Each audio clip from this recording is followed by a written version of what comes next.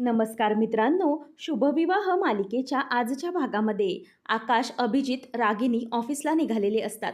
मात्र अभिजित आणि रागिनी यांचे इशारे सुरू असतात. आकाशला कशाप्रकारे ऑफिसमध्येच हलवायचे आणि भूमीला तोंडावर पाडायचं असं सगळं त्यांचं प्लॅनिंग सुरू असतं. आकाशला अभिजित गाडीत बसायला सांगतो. तेवढ्यातच आकाशचं लक्ष सारखं सारखं मागे जात असतं आणि रागिनी गाडीत बसताना आकाशला म्हणते की बस आकाश, काय झालं? तेव्हा आकाश म्हणतो की एक काम करा, आई आणि अभिजित तुम्ही दोघेही ऑफिसला जा, मी आज येत नाही. तेव्हा मग असं म्हटल्यावर रागिनी म्हणते की का रे, काय झालं? तुला बरं वाटत नाही आहे का आकाश? तेव्हा आकाश म्हणतो की अगं तसं नाही, ॲक्च्युली काय आहे, मला आज ऑफिसला यायसाठी बरोबर वाटत नाही. कारण भूमीची अवस्था थोडी बरी नाही आहे आणि तिला मगाशी आई दिसली असं ती म्हणाली. म्हणूनच मला असं वाटतंय की मी आज जरा घरीच राहणं योग्य राहील. कसं आहे ना, तिची अवस्था जरा घाबरलेली होती. म्हणूनच तिला सावरायला कोणीतरी असायला हवं, म्हणून मी आज थांबतोय. तुम्ही दोघेही जाऊन या ना. तेव्हा अभिजित म्हणतो की अरे आकाश, असं काय करतोयस तू? तुला कळतंय का आज आपली किती महत्त्वाची आणि मोठी डील आहे? आपल्याला आज सगळ्यात मोठी डील मिळणार आहे. त्याशिवाय आपले जे ते म्युन्सिपल युनिफॉर्म आहेत, ज्याचे आपण सगळे रेट्स फायनल केलेत, त्या सगळ्याचं आज सगळं फायनलायझेशन होणार आहे, बिलिंग वगैरे सगळं काही. त्यासाठी तू आवश्यक आहेस. त्याचप्रमाणे तो म्हणतो की अरे आकाश, त्याशिवाय आपल्याला त्यांचं दुसरं नवीन डीलही महत्त्वाचं मिळणार आहे. तेही आपल्याला क्लायंट भेटायला येणार आहेत, म्हणून तू हवाच आहेस ना. म्हणूनच मी तुला म्हणतोय की तू पण आलास तर खरंच खूप बरं होईल. इनफॅक्ट तुला तर यायलाच हवं. तेव्हा आकाश म्हणतो की हो, तुझं म्हणणं तर मला कळतंय, परंतु मलाही जरा समजून घे. अभिजित म्हणतो की आकाश, हे सगळं होतच राहील, परंतु काम महत्त्वाचं नाही का? तेव्हा रागिनी म्हणते की एक एक मिनिट अभिजित, जरा थांब. आकाश, तुला असं वाटतंय ना की तुला इथे भूमीजवळ थांबायचं आहे, तर तू थांबू शकतोस. काहीच प्रॉब्लेम नाही. कारण भूमी ज्या प्रकारे मगाशी घाबरलेली, तिची अवस्था खूपच घाबरल्यासारखी वाटत होती. आणि हो, तिला हे सगळं झालं आहे म्हटल्यावर तिच्याबरोबर थांबलं पाहिजे. काय मला कळू शकतं, भूमी तुझ्याबरोबर किती चुकीचं वागली. तिने जरी तुझ्या मनाचा विचार केला नाही, तरीही तुला तिच्या मनाचा विचार केला पाहिजे. तिच्यासाठी तुला काळजी घेतलीच पाहिजे ना. मला कळतंय तुझं मन, परंतु भूमीलाच ते कळत नाही आहे. तेव्हा मग आता आत्याला तो म्हणतो की हे बघ आई, काही झालं तरीही भूमीसाठी मी इथे थांबणार, मी तिची काळजी घेणार. परंतु मी भूमीशी एकही अक्षर बोललो नाही. तेव्हा भूमीला तू माफ करशील असं ती सांगते. तेव्हा तो म्हणतो की नाही, भूमीशी मी एकही अक्षर बोलणार नाही आणि तुझ्याशी जे काही वागले त्यासाठी मी तिला इतक्यात माफ करणार नाही. तुझ्याबद्दल तिने जे काही वागले त्यासाठी मी तिला कधीच माफ करणार नाही. असं म्हणून आता तो तिथून निघून जातो आणि रागिनीला हे पाहून खूप आनंद होतो. नंतर आता अभिजित म्हणतो की आई चल गाडीत बसूया. आणि त्यानंतर मग आकाश निघून गेल्यावर रागिनी म्हणते की अभिजित एक काम कर, तूच जा, आज मी काही ऑफिसला येत नाही. तेव्हा अभिजित म्हणतो की आई काय झालं?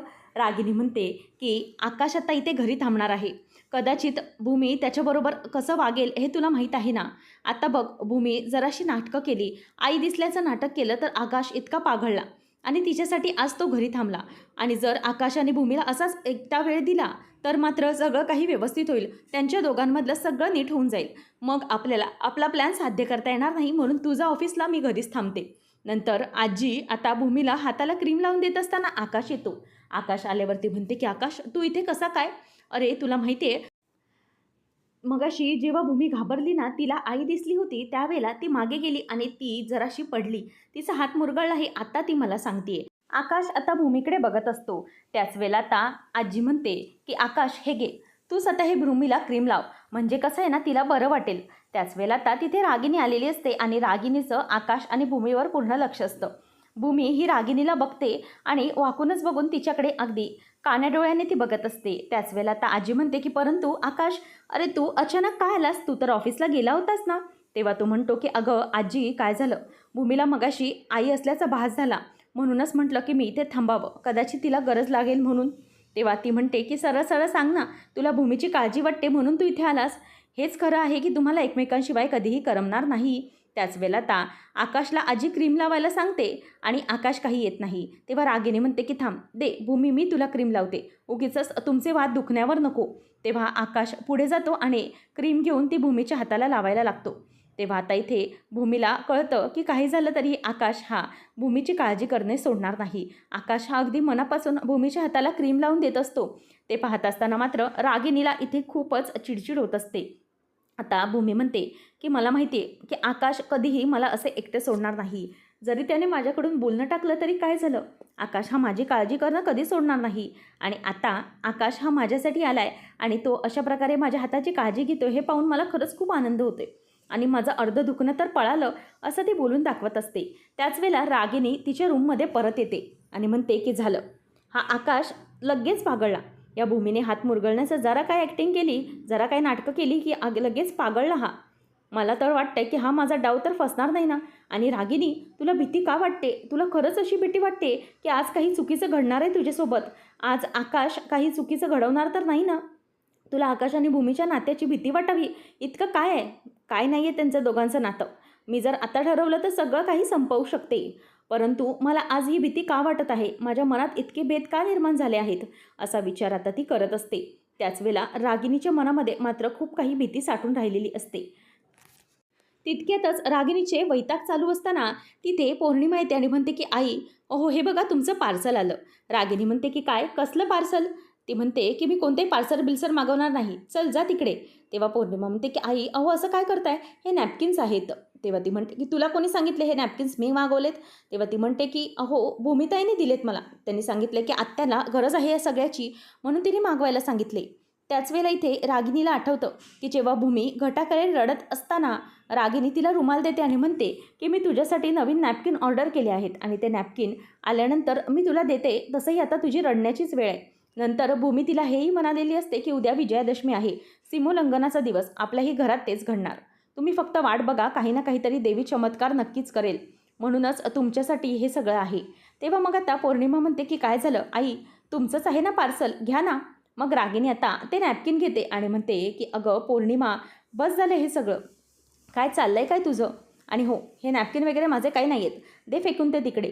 तेव्हा पौर्णिमा म्हणते की ठीक आहे आणि ती निघून जाते.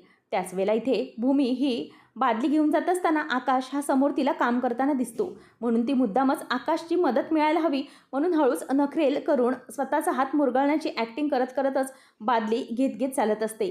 ती असं दाखवायचं असतं की एका हाताने ती काम करत आहे आणि दुसऱ्या हाताला त्रास होतोय. आकाशला मात्र तिची ही अवस्था बघवत नाही, त्याला त्रास होत असतो. भूमी ही एका हाताने स्वतः कपडे वाळत घालत असताना आकाश तिथे आता येतो आणि भूमीला एका हाताने आता तो कपडे सुकत घालायला मदत करू लागतो. भूमी तिथे असते आणि आकाशला म्हणते की मला माझ्या हाताने त्रास होतोय, माझा हात मुरगळलाय, परंतु तुला काय आहे ना त्याचं? मला हे सगळं होतंय, माझा त्रास होतोय ते तुला बघवत नाही आहे. तुला असं वाटतंय की हे सगळे हाताला क्रीम लावल्याने मला बरं वाटेल, परंतु मला हे बरं वाटणार नाही आहे. मला माहीत होतं माझी काळजी घेण्यासाठी तू नक्की येशील, परंतु तुला हे का कळत नाही आहे की मी जे काही करते, माझा जो काही त्रास आहे तो तुला का समजत नाही आहे? आकाश, तू माझ्याशी अबोला धरलायस म्हणून मला अजिबात नाही आवडत आहे. मला करमतच नाही आहे मुळात. आकाश, मी स्वप्नातही याचा विचार केला नव्हता की माझा आकाश माझ्याशी कधी रुसेल, तो माझ्याशी बोलणार नाही किंवा माझ्याशी बोलणं टाकेल. आणि अशा प्रकारे तू आज करतोय, खरंच मला ते सहन होत नाही आहे. तुझं असं वागणं मला खूप त्रास देते. प्लीज बोल ना माझ्याशी, प्लीज बोल ना, हा राग बाजूला टाक ना आणि प्लीज बोल माझ्याशी. असं म्हणून आता आकाशला ती बोलायला सांगत असते.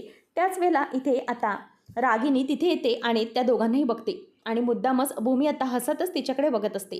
तेव्हा पुन्हा एकदा रागिनीची चिडचिड चिडचिड होऊन आगपाखड करत ती आता रूममध्ये येते आणि ती आल्याबरोबर पौर्णिमा म्हणते की काय झालं आई, आता काय झालं? तेव्हा ती म्हणते की हा बघ ना आकाश, नुसतं त्या भूमीने हात मुरगळण्याची ॲक्टिंग काय केली, हा पागळला, विरघळला नुसता. मला तर वाटतंय की ही भूमी ना पक्कीच चालूबाई आहे. ती आकाशच्या मनामध्ये बरोबर स्थान निर्माण करते. तिला बरोबर माहिती आहे की आकाशला कुठे विरघळवायचं आणि आकाशला कोणत्या पॉईंटमध्ये धरायचं ते, की एकदा झालाच आकाश हळवा. तिच्या मनात आलं ना तर ती आकाशला कपड्यांसारखी वाहत स्वतःच्याच खिशात सुकवून घालेल. मग आता पौर्णिमा म्हणते आता काय करायचं? तुमच्या जवळच्या सगळ्या आयडिया पण संपल्यात असं वाटतंय मला. तेव्हा रागिनी म्हणते की नाही, हे बघ काही बोलू नकोस, माझ्या जवळच्या आयडिया कधीही संपत नसतात, राक्षसासारख्या असतात त्या. त्यात एक आयडिया पडली तर त्याच्यातून 10 आयडिया निर्माण होतात, 10 आयडिया नवीन जन्म घेतात. म्हणूनच माझ्याकडे आयडियांची कधीही कमी नसते. मी जे काही करते ते अगदी विचार करूनच करते, असं रागिनी म्हणते. त्याच वेळेला पौर्णिमा म्हणते की मग आता काय करायचं आहे? तेव्हा ती म्हणते की आकाशला पटवून दिलं पाहिजे की भूमी हे जे सगळे हात मुरगळण्याचं नाटक करत आहे ना ते सगळं खोटं आहे. आणि असं जेव्हा आपण सिद्ध करू ना त्याच वेळेला आकाशला भूमीवरचा पुन्हा विश्वास उडेल आणि पुन्हा तो भूमीशी अबोला धरेल. तिच्याशी तो तर नंतर बोलणारच नाही किंवा तिच्या जवळही जाणार नाही. त्याच वेळेला आता पौर्णिमा म्हणते की मग आई काय करायचं हे? तेव्हा ती म्हणते की सुचली मला आयडिया, घेतला नवा जन्म. असं म्हणून ती आता पौर्णिमाला आयडिया सांगू लागते. आणि पौर्णिमा म्हणते की वा आई, ही तर आयडिया एकदम भारीच आहे. याने लगेचच आकाश भाऊजींना कळून येईल की भूमी जे काही करत आहे ना ते सगळं नाटक आहे. त्यानंतर आता इथे भूमी ही मुद्दामच साफसफाई करत असताना आकाश येण्याची वाट बघते आणि आकाश आल्याबरोबर ती हात मुरगळण्याची दुखण्याची ॲक्टिंग करत असते. आकाशला ते पाहत नाही आणि म्हणतो की हात मुरगळलेला असतानाही आजच कामं करायची आहे तिला. आणि तेवढ्यातच भूमी मुद्दामच तोल जाण्याचं नाटक करते आणि खाली पडणार तोच आकाश तिला सावरतो आणि तितक्यातच आकाश तिचा हात धरतो आणि भूमी त्याच्याकडे बघतच राहते. अशा प्रकारे आता पुन्हा आकाश आणि भूमी एकमेकांच्या जवळ आलेले असतात आणि भूमीला आकाशच्या जवळ यायचं असतं म्हणूनच तिने हे रचलेलं छानच आणि उत्तमच नाटक असतं हे पाहून आकाश आता तिच्याकडे बघतच राहतो. तेवढ्यात मागून पौर्णिमा आणि रागिनी येतात आणि तो दोघेही आकाश आणि भूमीला असं एकत्र पाहून त्यांना पुन्हा जळजळ व्हायला लागलेली असते. त्याच वेळेला इथे आता आकाशकडे भूमी बघत म्हणते की आकाश, मला माहिती आहे तुला माझी खूप काळजी आहे. तू जरी माझ्याशी बोलत नसलास ना तरीही तुला माझ्याविषयी चिंता वाटते. आकाश आणि भूमी आता एकमेकांपासून वेगळे होतात. आकाश म्हणतो की एवढा हात मुरगळलेला असतानाही आजच कामं करायची असतात का? तितक्यात भूमी म्हणते की आकाश, तू माझ्याशी बोलतोयस का हे सगळं? आकाश म्हणतो नाही, मी स्वतःशीच फुटत आहे. स्वतःलाच मी सल्ले देतोय की काय वागायचं आणि काय नाही. मूर्खपणाने वागण्याची काहीच गरज नसते ना, असं तो स्वतःलाच म्हणत असतो. त्याच वेळेला आता भूमी मुद्दामच हात अजून दुखण्याचं नाटक करू लागते. तेवढ्यातच आता पौर्णिमा येते आणि पौर्णिमा म्हणते की एक मिनिट भूमिताई, कॅच, असं म्हणून ती तिच्या पुढे चावी फेकते आणि त्याच पुढे ती चावी फेकत असताना भूमी मुद्दामच हात दुखण्याचं नाटक करते आणि तिला कळतं की पौर्णिमाचा सगळा डाव आहे. तेव्हा भूमी म्हणते की आई गं, मला चावी कशी पकडता येणार? तेव्हा पौर्णिमा म्हणते की अगं, तितक्यात आता रागिनीचा डाव पुन्हा ती फसवते. आकाश रागिनीवर आणि पौर्णिमावर चिडत म्हणतो की अगं, काय गरज होती हे सगळं करण्याची? तुला माहिती आहे ना भूमीचा हात मुरगळलाय. मग तिच्याकडे चावी कॅच करायला का देत होतीस? तिच्या दुसऱ्या हातात द्यायची होतीस ना. तिचा हात मुरगळलाय हे तुला कळत नाही आहे का पौर्णिमा? तिला किती त्रास झाला पुन्हा. तेव्हा पौर्णिमा म्हणते की ॲक्च्युली सॉरी भूमिताई, मी ना आपली नेहमीप्रमाणे सवयीप्रमाणे तुझ्याकडे जशी चावी फेकतो तशी फेकते. ॲक्च्युली काय झालं, स्टोरूममध्ये मी गेली होती आणि चावी पुन्हा भूमिताईकडे द्यायची होती म्हणून नेहमीप्रमाणे दिली. आय एम व्हेरी सॉरी, असं म्हणून ती माफी मागते. आणि आता इथे आकाश मात्र पुन्हा भूमीकडे येतो आणि तिचा मुरगळलेला हात तो पुन्हा आता प्रेस करून देत असतो आणि तिच्या हाताला तो पुन्हा मालिश करू लागतो. आणि हे सगळं पाहून रागिनीला पुन्हा चिडचिड होत असते. ती ते सगळं बघते आणि विचार करते की नाही, हा आकाश असा काही शांत बसणार नाही. काहीही झालं तरीही भूमीच्या मागे मागे करत राहणार. भूमी म्हणते की आकाश, खरंच आत्ता कुठे तू जरासा हात लावलास तेव्हा मला जरा बरं वाटलं, असं म्हणून ती आता आकाशची तारीफ करत असते. आणि हे सगळं पाहत असताना रागिनी तिथून बघत असताना भूमी मात्र अगदी नजरेने नजर देऊन तिच्याकडे बघत असते आणि रागिनी मात्र तिच्यापासून हरल्यामुळे नजर चुकवून घेत असते. आणि आकाश आणि भूमीचं असं प्रेम पाहून पौर्णिमा आणि रागिनी पुन्हा थक्क होतात आणि पुन्हा भूमीबरोबर काहीही बोलण्यासाठी तिच्या तोंडात काहीही नसतं. तिचा प्लॅन पुन्हा अयशस्वी होतो आणि आत्याचं प्लॅनिंग फसवलं म्हणून भूमीला पुन्हा आनंद झालेला असतो. आणि त्यानंतर भूमी ही आकाशला म्हणते की थँक्यू आकाश, खरंच खूप मला बरं वाटलं. आणि ती हात आता बाजूला घेते आणि रागिनीकडे बघत असते. पुढच्या भागामध्ये आपण पाहणार आहोत की आता आकाशचा काहीतरी पेपर येतो आणि ते पेपर रागिनी फाडायला चाललेली असते. तेवढ्यातच आता आकाश येतो आणि म्हणतो की काय, माझं काय पार्सल आहे? तेव्हा आता भूमी म्हणते की आकाश बघ ना, तुझ्या नावाने काहीतरी पार्सल आलेलं आहे. त्याच वेळेला आता आकाश ते पेपर्स बघतो आणि भूमी म्हणते की बघ ना आकाश, हे पेपर्स इतक्या लवकर कसे काय आले? याचा अर्थ आपली शंका जी काही होती ती खरी होती. एवढ्या लवकर ही केस पोलिसांनी रिओपन केली याचा अर्थ आपली शंका आणि खात्री ही खरी होती. आणि आईबाबांचे अशा प्रकारे केस रिओपन होणे याचा अर्थ असाच आहे की आईबाबांचा अपघात झाला नव्हता आकाश, तर आईबाबांचा खून झाला होता. हे ऐकल्यानंतर आकाश हा अगदी अस्वस्थ होऊन बाहेर ते पेपर्स घेऊन निघून जातो. तेवढ्यात भूमी ही रागिनीला म्हणते की आत्या, पण तुम्ही नका हा काळजी करू, तुम्ही अजिबात घाबरू नका. उद्या ना दसरा आहे आणि उद्याच्या दिवशी ना सीमोल्लंघन होणार, तर नक्कीच आनंदाची बातमी काहीतरी बाहेर पडणारच, असं म्हणून आता रागिनी ही भूमीकडे बघत राहते आणि भूमी मात्र रागिनीला अल्टिमेटम देते की काही झालं तरी लवकरात लवकर तिचा चेहरा हे ती आकाशसमोर आणणारच. तर आता भूमी ही रागिनीच्या समोर कोणते नवे डावपेच आखणार, पुढे नेमकं काय घडणार हे पाहणं रंजकतेचं ठरणार आहे. अशाच मालिकांचे अपडेट्स जाणून घेण्यासाठी आजच आपल्या चॅनलला सबस्क्राईब नक्की करा.